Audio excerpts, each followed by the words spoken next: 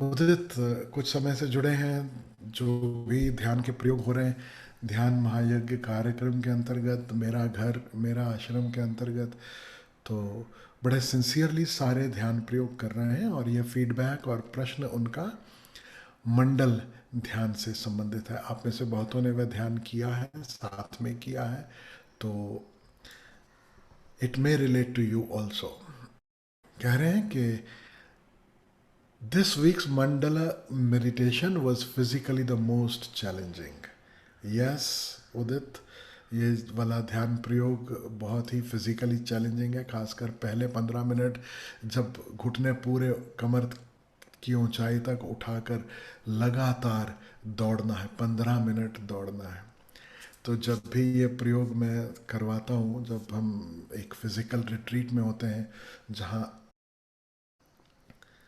जहाँ सभी मित्र साथ में बैठकर करते हैं, तो अक्सर मैं मजाक करता हूँ कि क्या सोच कर आए थे, सरदार बहुत खुश होगा, शाबाशी देगा।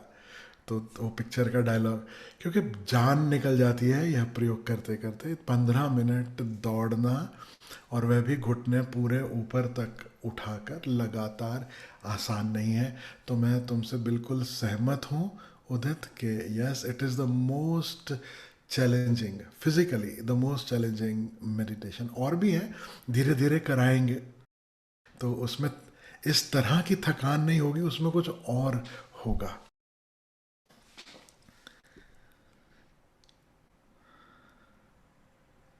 और मैं ये भी समझता हूँ कि जो मंडल ध्यान में जिसकी जान निकलती है, जिसको तकलीफ होती है, फिजिकली लगता है कि बहुत ज़्यादा कुछ करना पड़ा, उनके लिए ये पर्याप्त मोटिवेशन होना चाहिए कि हे प्रभु, इससे तो अच्छा मैं मुक्ति को उपलब्ध हो जाऊं।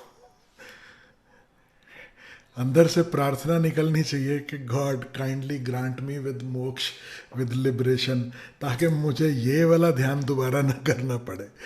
तो हालांकि मैंने भी यह प्रयोग किया है, और पार्टिसिपेंट्स के साथ में, जब मैं थोड़ा सा यंगर था अभी से, तब। और उसका इतना आनंद है, उसकी इतनी मस्ती है, मैं आपको बता नहीं सकता।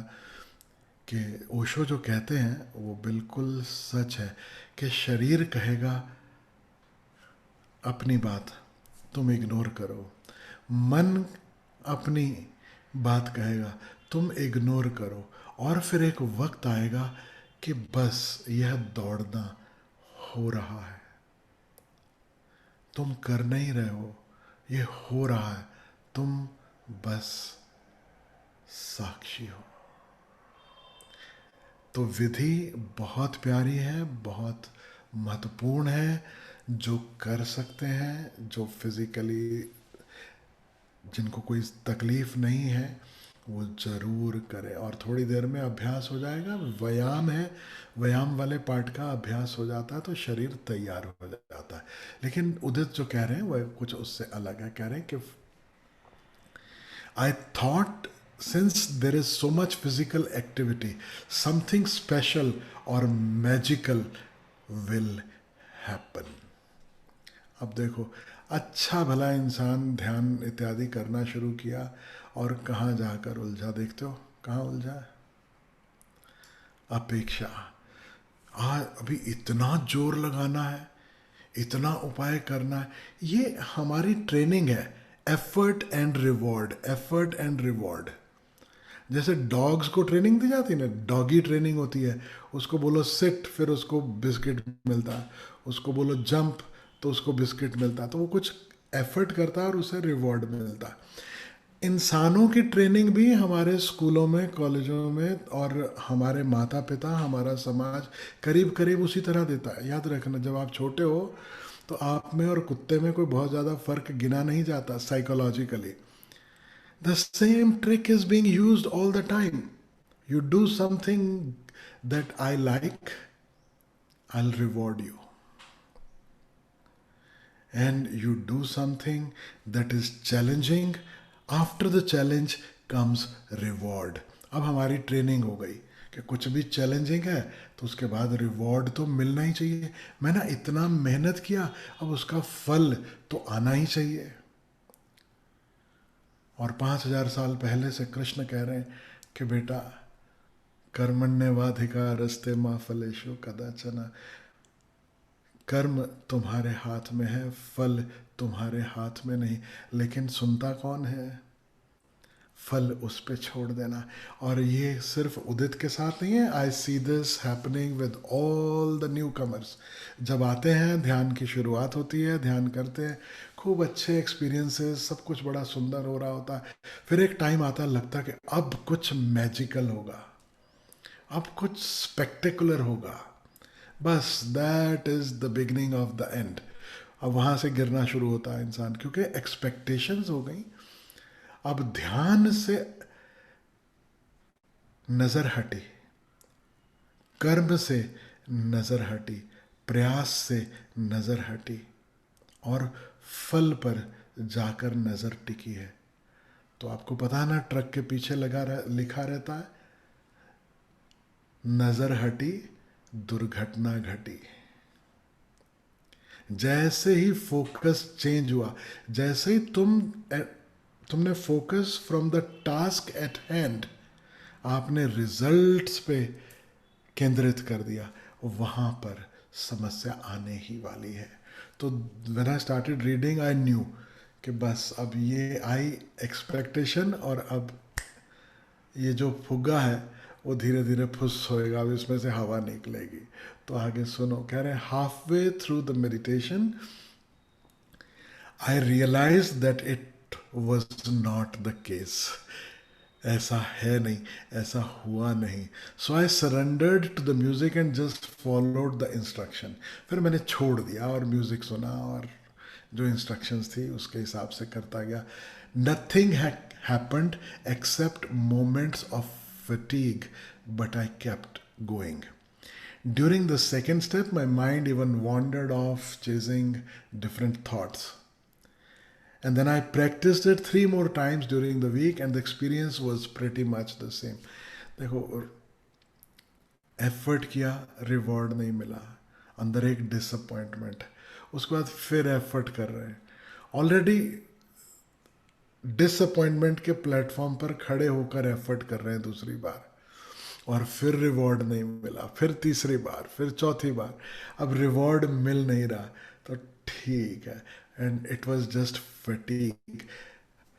रिमेंबर, जिसे हम कहते हैं physical fatigue, could also be interpreted as a deep state of relaxation that you receive after the exercise. जब आप बहुत कर्म करते हो, जब आप बहुत एफर्ट डालते हो, जब बहुत व्यायाम भी कर लेते हो, उसके बाद जो थकान है, उसे 2 ढंग से इंटरप्रेट कर सकते हो। एक कह सकते हो कि अरे कितनी थकान, और दूसरा, क्योंकि व्यायाम के बाद आप शवासन या बस बैठना नहीं होता, मंडला ध्यान में तो सिर्फ पहला ही चरण, इतनी ज़्यादा एफर्ट है, उसके बाद दूसरे में बैठ जाना है, तीसरे में लेट जाना है, और चौथे में तो बिल्कुल निष्प्रयास एफर्टलेस शवासन है, साक्षी भाव है। It can also be interpreted as something so peaceful. शरीर थक गया, शरीर पड़ा है, शरीर लेटा है, मैं देख रहा हूं, साक्षी हूं। That is the door, it could open. लेकिन कभी कभी हमारी इंटरप्रिटेशन जो है वह द्वार को खुलने नहीं देती। We are constantly doing our commentary कि अब क्या हो रहा, हाँ थकान हो गई, कुछ हुआ तो है नहीं। That is the cause Udit, nothing else. और कह रहे हैं कि so when mentally emotionally nothing stirs you during a meditation, does that mean I'm doing something wrong? Now this question is very complicated, this part of the question, क्योंकि और मेरे को अच्छा लग रहा है कि आपने ये पूछा, क्योंकि शब्दों का थोड़ा भूल भुलैया, शब्दों में थोड़ा सा गड़बड़ है। कहाँ पे हम कौन से शब्द यूज़ कर रहे हैं। अगर सिंपली ये क्वेश्चन पढ़ें कि जब मेंटली इमोशनली कुछ भी आपको हिलाता नहीं ध्यान के दौरान, तो क्या इसका अर्थ है कि मैं कुछ गलत कर रहा हूँ? नहीं, actually that is what meditation is all about. When nothing stirs you, एक अडोल अवस्था जहां कुछ भी नहीं हो रहा, या कुछ भी हो रहा हो लेकिन भीतर आपके एक ऐसा स्थान है, एक ऐसी अवस्था है जहां कुछ नहीं घट रहा। That is actually what meditation is. तो मैं आपके शब्द चेंज कर रहा हूं Udit, because I feel you are actually what you are actually asking is कि if nothing spectacular happens, does it mean I'm doing something wrong? No, other than our own expectations, there is nothing wrong, there is nothing wrong। और जो आपके साथ हुआ, इस विधि के साथ हुआ, उसमें से दो चीज सीखने जैसी हैं। Only two things if we can learn, and that is more than enough. पहला कि आगे से हम जो भी ध्यान की विधि करें, जो भी उपाय करें, अपनी अपेक्षाएं किनारे रख के, फॉरगेटिंग अबाउट द रिजल्ट्स। यह विधि है, यह प्रोसेस है, इसमें उतरना है, यह करना है। फल इस अस्तित्व के हाथ में है, मेरे हाथ में नहीं। किसके हाथ में वो भी भूल जाओ, मेरे हाथ में नहीं है, फल मेरे हाथ में नहीं है। Now whatever happens we will see। दिल सिंह की गाई हुई ये गज़ल मुझे याद आती है, जो कहते हैं कि तुम चले जाओगे तो सोचेंगे हमने क्या खोया, हमने क्या पाया। तो पहले चले तो जाने दो, वक्त तो गुजर जाने दो, पहले प्रोसेस तो पूरी हो जाने दो, फिर हिसाब लगाएंगे कि हमने क्या खोया, हमने क्या पाया। फिर वो आगे गज़ल चलती, जिंदगी धूप तुम घना साया, तुमको देखा तो ये ख्याल आया टाइप्स। उसमें ये महत्वपूर्ण है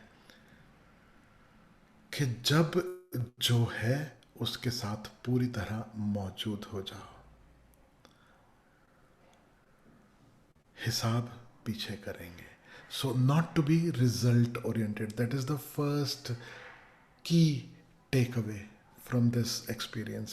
And the second is the technique may not be right for you।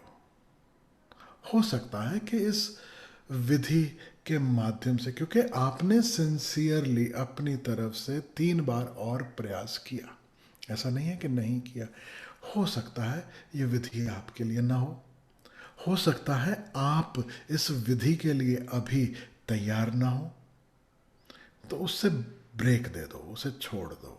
तो जिस विधि के माध्यम से, जिस उपाय, जिस प्रोसेस के माध्यम से अपने भीतर गहराई मिलती है,